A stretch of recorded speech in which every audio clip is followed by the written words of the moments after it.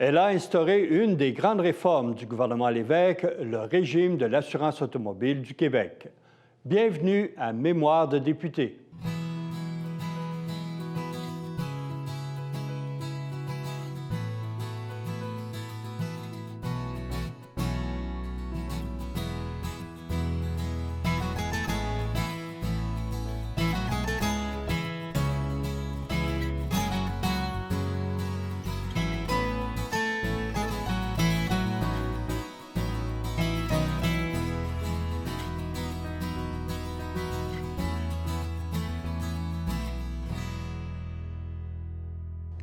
Bonjour, Mme Payette. Bonjour. Mme Payette, après l'élection de 1976, rapidement, M. Lévesque, une fois que vous êtes assermenté, vous demande de mettre en place le régime d'assurance automobile. Comment vous avez abordé ça? D'abord, c'est une promesse qui a été très, très importante pour l'élection du Parti québécois. C'est vrai qu'il y a une situation au Québec qui est absolument intolérable. La quantité de gens qui ne sont jamais indemnisés, c'est un scandale. Et comment j'ai abordé ça? J'ai avoué tout de suite en partant que je n'avais jamais lu un contrat d'assurance. Ça part mal. Alors, heureusement, j'avais la chance d'avoir autour de moi des gens intelligents, mais j'ai toujours choisi des gens intelligents dans mon entourage. Je leur ai expliqué que j'étais prête à apprendre tout ce qui concernait l'assurance automobile, que ça me paraissait essentiel que je ne puisse jamais être prise en défaut avec une question, ce que j'ai fait. Donc, je me suis tue pendant plusieurs semaines, ce qui m'a valu quelques articles dans les journaux en disant « Peut-être est-elle intelligente parce que, contrairement à ses collègues, elle se tait, elle apprend ses dossiers. » C'est ce que j'ai fait. Et quand j'ai été prête, et que vraiment, on ne pouvait pas me coller sur l'assurance automobile, je suis sortie avec du contenu. Le choix que nous avions déjà fait, c'était absolument impossible qu'au Québec, on assure la voiture. C'était de la folie furieuse de penser qu'on y arriverait. Tous, on sait que les Québécois sont fous de leur voiture. Et que la moindre petite égratignure aurait valu au gouvernement des problèmes parce qu'il aurait fallu non seulement faire la correction, mais changer l'aile au complet si c'était nécessaire. C'était des coûts qu'on ne pouvait pas imaginer, absolument injustifiés parce que c'est de la tôle. Ce qui était important pour le gouvernement, c'était les humains, des gens qui sont dans les voitures, qui risquent d'être blessés ou tués. Et c'est là-dessus que nous avons travaillé. Est-ce que vous aviez, dès le départ, un appui fort de vos collègues, ministres, députés? Un désintérêt presque total. Pourtant, c'est une promesse, un engagement. Non, mais parce que ça se situe au début du mandat. Tout le monde est très occupé avec ses propres dossiers. Tout le monde veut produire le plus rapidement possible. Donc, moi, j'arrive avec des dossiers épais comme ça au Conseil des ministres. Pensez-vous que tout le monde a lu ça? Alors, les approbations se font normalement. Je suis sûre que le secrétaire lit tout. Je suis sûre à peu près que René Lévesque lit tout. Mais autour de la table, ma foi, ça n'intéresse pas grand monde. Ça devient intéressant quand ça commence à rouspéter dans le public. Et dans le public, en particulier, des avocats. Et là, ça commence à réagir au Conseil des ministres parce que moi, j'ai réussi à éviter tous les lobbies. J'ai fermé ma porte à double tour. J'avais tout ce qu'il me fallait parce que toutes les études avaient été faites avant. J'avais tout ce qu'il fallait pour mener cette réforme jusqu'au bout sans avoir à recevoir les bâtonniers, les ceci, les cela. Toute l'information existait déjà. Il fallait avoir le courage politique de prendre des décisions. Mais le lobby s'est exercé auprès de certains collègues. J'avais besoin d'un support absolument inconditionnel de René Lévesque. Donc, bon, on a fini par arriver presque à la fin de ça. On était prêt à bouger, prêt à déposer la loi, quand là, la révolte a eu lieu. Et ça s'est produit au moment où on avait une réunion du Conseil des ministres à l'extérieur. Ces réunions de 2 jours qu'on faisait sur une base régulière. Et René Lévesque m'avait gardé toute une matinée, genre de 9h à midi, pour répondre à toutes les questions des collègues et essayer de faire en sorte qu'on arrive à peu près unis à la fin de l'expérience. Alors, c'est ce que nous avons fait et j'ai réussi à répondre à toutes leurs craintes, toutes leurs peurs et toute l'information fausse qu'ils avaient réussi à accumuler pendant les 3 heures de discussion. J'ai entendu il faut reporter ce projet de loi d'1 an, il faut ne pas toucher à ça avant le référendum, il faut. Et puis, à un moment donné, on est arrivé au bout de la discussion et René Lévesque a pris sur place la décision que l'agenda allait s'appliquer, que j'allais déposer le projet de loi et que nous allions vivre avec. Je ne suis pas sûr que ça a fait le bonheur de tout le monde, mais la décision a été prise. Et René Lévesque, à ce moment-là, m'a dit « Vous pouvez rentrer chez vous. » À midi, il m'a dit « Vous pouvez oublier tout le reste, vous pouvez rentrer chez vous, vous avez gagné la partie. » Et je suis sûr que si je n'avais pas pu répondre aux questions qui étaient posées, ça se serait arrêté là. Et cette résistance-là venait d'où? Elle venait surtout des avocats du groupe. Elle venait de tous ceux qui avaient tordu l'oreille à un lobby quelconque, quel qu'il soit.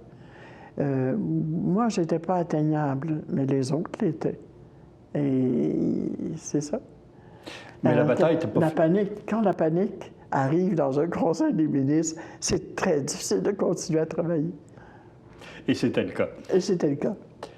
La bataille n'était pas finie. Là, on se transpose à l'Assemblée nationale, à la commission parlementaire, et là, la bataille a été rude aussi. Absolument. Mais ce n'est pas un dossier qui a été facile, disons. Ce qui m'a motivé beaucoup à tenir le coup, c'est qu'on a eu la bonne idée de tenir une commission parlementaire qui a voyagé à travers le Québec. Commission à laquelle les oppositions ont refusé de participer, et c'est bien dommage. Parce que s'ils avaient entendu ce que moi j'ai entendu de la part des citoyens, qui venaient presque se mettre à genoux en demandant que cette loi-là soit rétroactive et que leur cas... J'avais en face de moi des gens dans des chaises roulantes qui n'allaient pas marcher pour le reste de leur jour et qui disaient « Moi, mon accident, je l'ai eu à telle date. Est-ce que ça ne pourrait pas s'appliquer à telle date? » Rétroactivement. La rétroactivité pour qu'ils puissent en bénéficier. S'ils avaient entendu tout ça, peut-être que ça aurait changé leur stratégie par rapport à cette loi-là. Mais ils n'étaient pas là.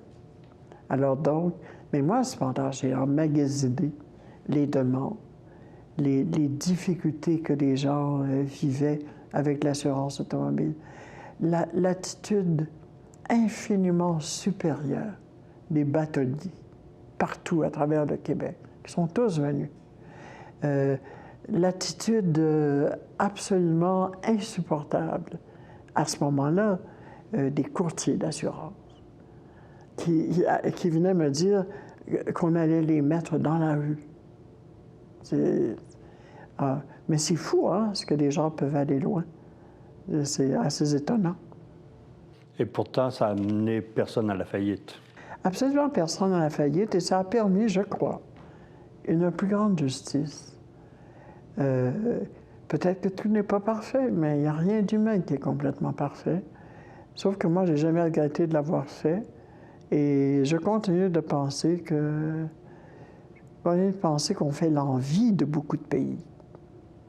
Une fois passée cette adoption de la loi, M. Lévesque vous confie un autre dossier, celui de la protection du consommateur. Je l'avais déjà. Vous l'aviez déjà? Oui, ça faisait déjà partie de mon panier de noces.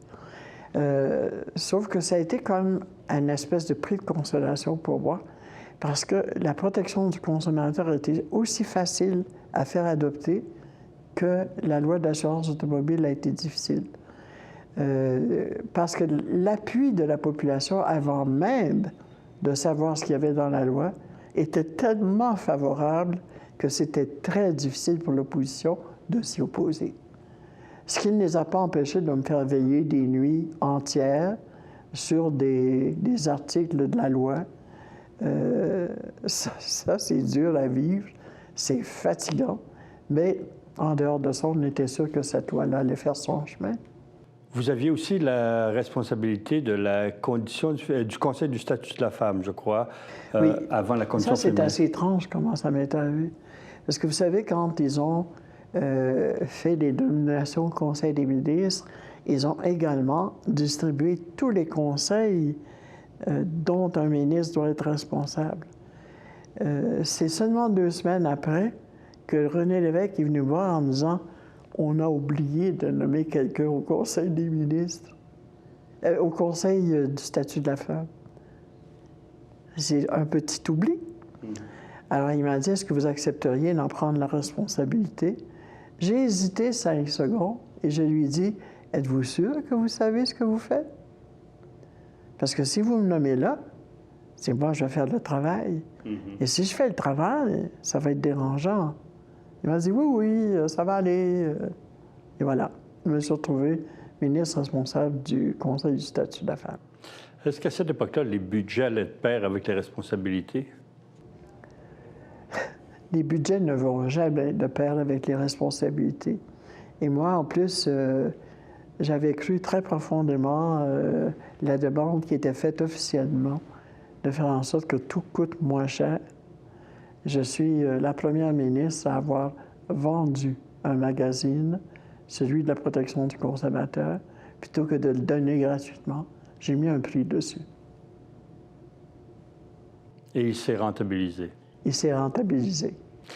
Un document qui a fait époque aussi, c'est pour les Québécoises, égalité et indépendance, publié par le Conseil. Ça s'est appelé égalité et indépendance, ce qui m'a valu des reproches de mon collègue Pierre-Marc Johnson. Parce que son père avait publié égalité ou indépendance et qui trouvait qu'on abusait. Mais c'est un document qui était bien fait, qui était parfaitement valable et que René Lévesque a accepté dans son entièreté. Ce qui a donné à ce gouvernement-là une politique par rapport aux femmes et qui nous a permis d'avoir des moyens d'intervention dans tous les ministères. Ce qui était absolument fabuleux, c'est difficile à expliquer en mots, mais la situation des femmes, c'était comme une tour, mais ça touchait à rien autour. Les autres ministères n'avaient pas à s'en occuper. Ça vivait tout seul, ça, les femmes. Nous, on a pris cette tour et on l'a couchée. Elle rejoignait tous les ministères. Elle passait à travers tous les ministères. Tous les sous-ministres devaient nous rendre des comptes. Ils n'ont pas tous apprécié, mais ils l'ont fait. Et ça nous a fait beaucoup avancer.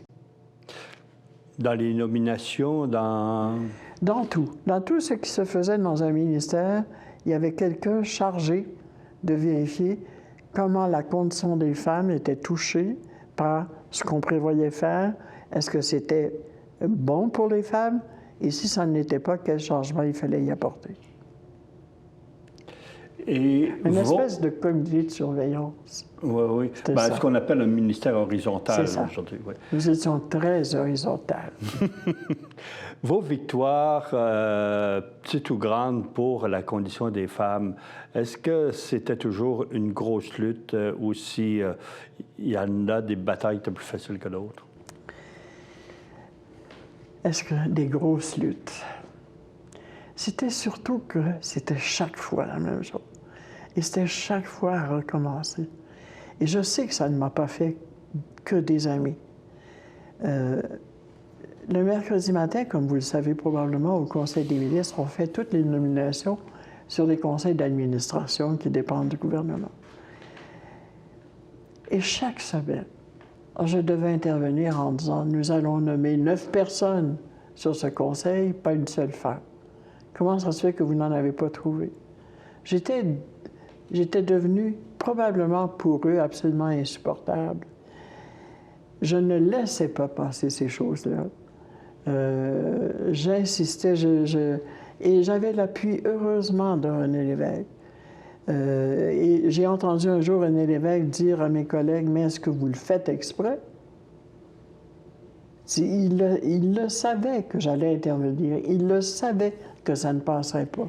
Pourquoi il ne faisait pas l'effort avant de trouver des femmes? Et je leur ai dit, écoutez, nous avons des banques de noms. Si vous n'en avez pas, appelez-nous, on va vous fournir des noms de femmes qualifiées pour ces postes-là. Jamais, jamais.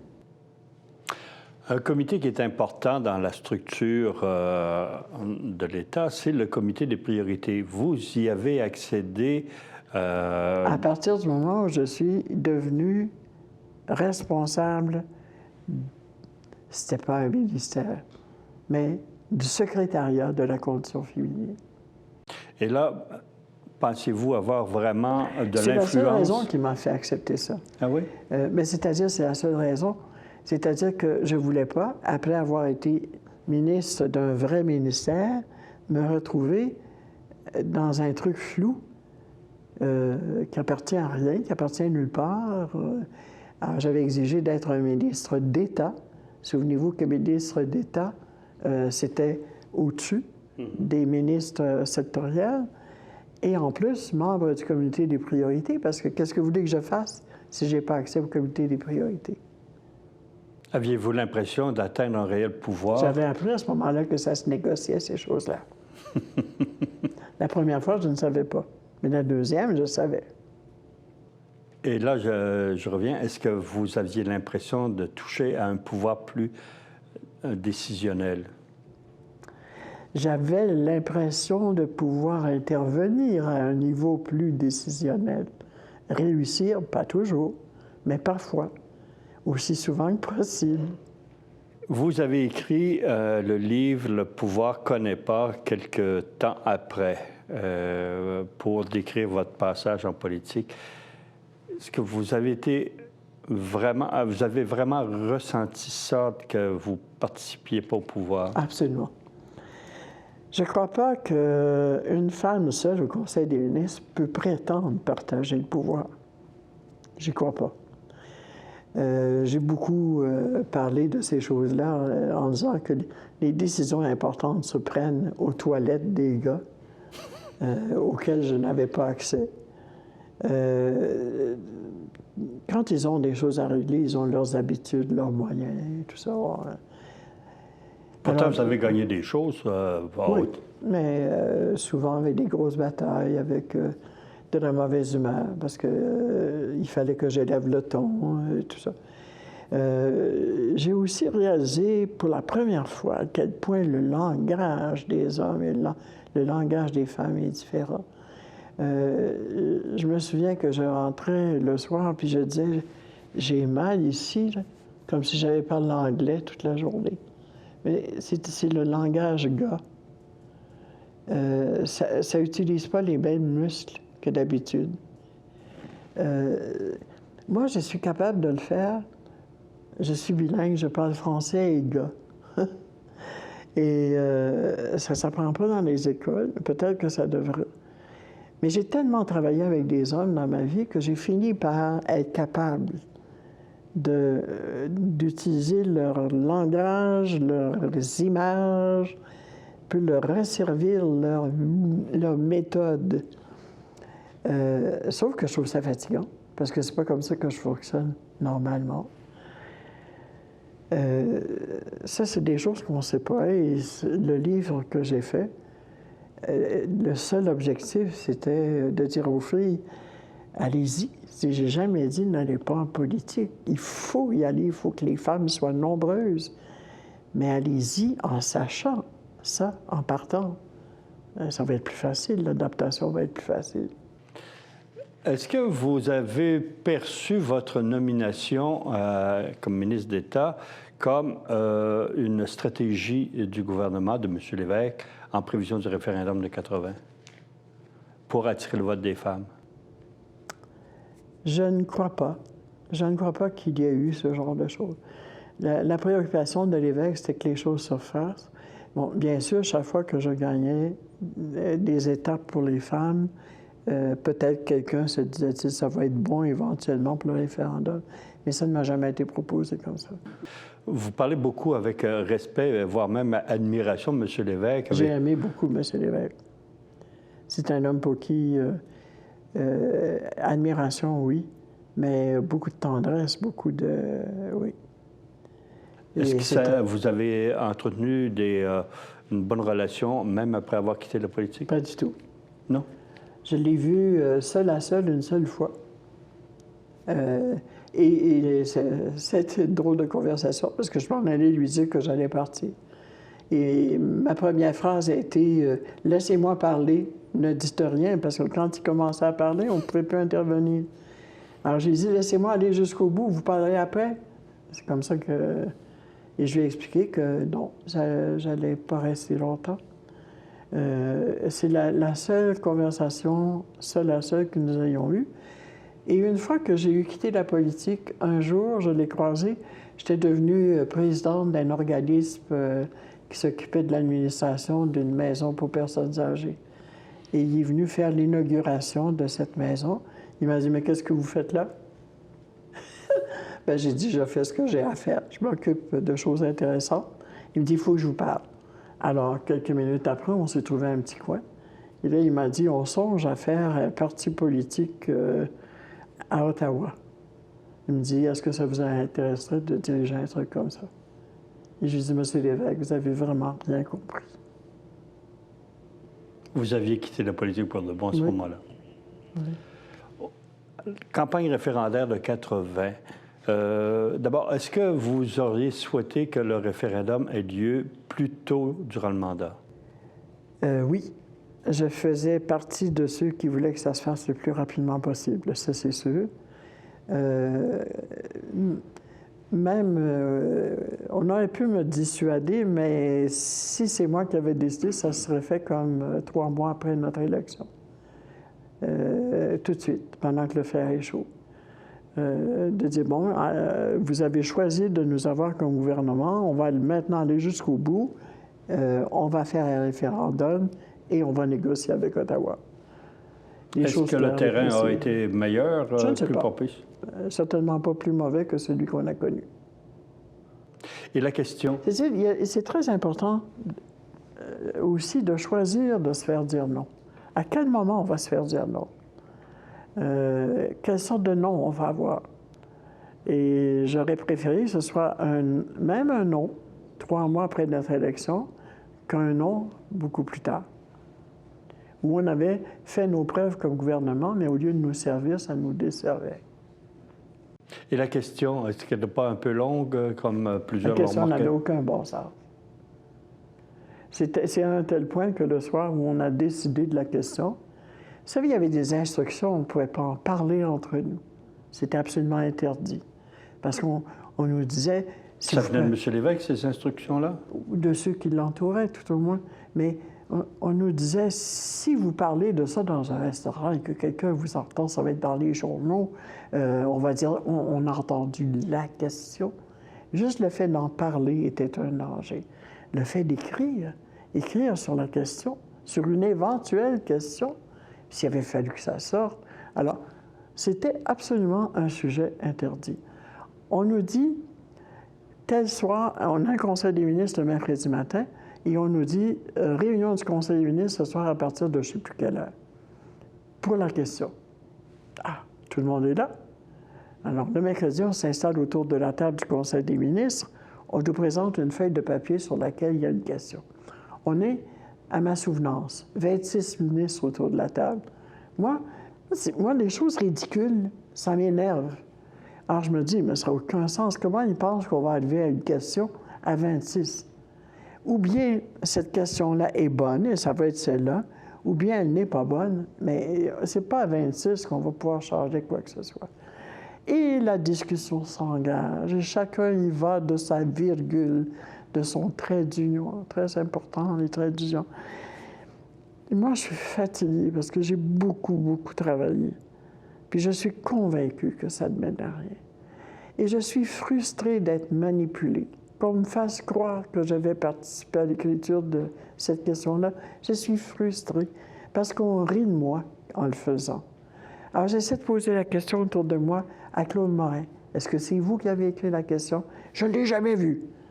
Qui l'a écrit? Je dis, qu'il se montre, qu'on sache de quoi on parle.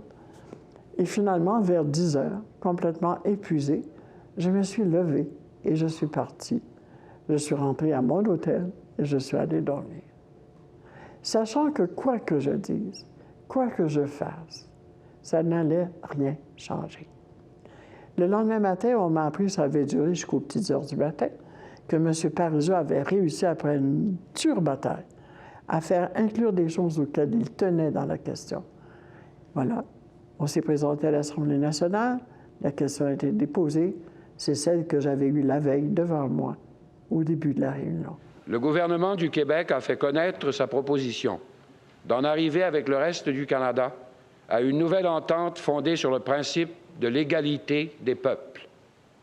Cette entente permettrait au Québec d'acquérir le pouvoir exclusif de faire ses lois, de percevoir ses impôts et d'établir ses relations extérieures, ce qui est la souveraineté. Et en même temps de maintenir avec le Canada une association économique comportant l'utilisation de la même monnaie. Tout changement de statut politique résultant de ces négociations sera soumis à la population par référendum. En conséquence, accordez-vous au gouvernement du Québec le mandat de négocier l'entente proposée entre le Québec et le Canada. Tout ce que Parizeau avait demandé à inclure avait disparu. C'est cette fois-là qu'il est sorti de l'Assemblée nationale, furieux, les mains derrière le dos. Je l'ai croisé par après au restaurant de l'Assemblée nationale et il m'a dit « C'est une journée terrible pour moi. » J'ai dit « Vous auriez dû aller vous coucher. » Et pourtant, vous avez défendu cette question-là. Je ne l'aimais pas, mais une fois qu'elle est là, il faut la défendre, c'est sûr. On n'a plus le choix. Et c'était une question qui n'avait aucun bon sens. Trop longue, trop compliquée. Et ce que j'ai trouvé beaucoup, moi, pendant la campagne référendaire, vous savez, je pourrais vous donner des noms. Des gens qui allaient, en particulier dans le bas du fleuve et tout ça, dans des maisons pour personnes âgées, et qui disaient « Vous aimez ça, le jus d'orange, le matin? » Bien, vous savez, si vous votez oui, vous n'en aurez plus, parce que le Québec ne produit pas d'orange et les autres pays ne nous en enverront pas. Et moi, j'arrivais le lendemain, puis c'était la question qu'on me posait. Est-ce que c'est vrai qu'on n'aurait plus de jus d'orange? Et je me disais, la seule façon d'obtenir un oui, c'est de leur faire encore plus peur que la peur qu'ils ont maintenant. Et moi, je ne suis pas prête à faire ça. Et je leur disais, votez non, si c'est ça que vous voulez. C'est pas grave. Jus d'orange, il va y en avoir tout le temps. On y viendra la semaine prochaine, Mme Payette.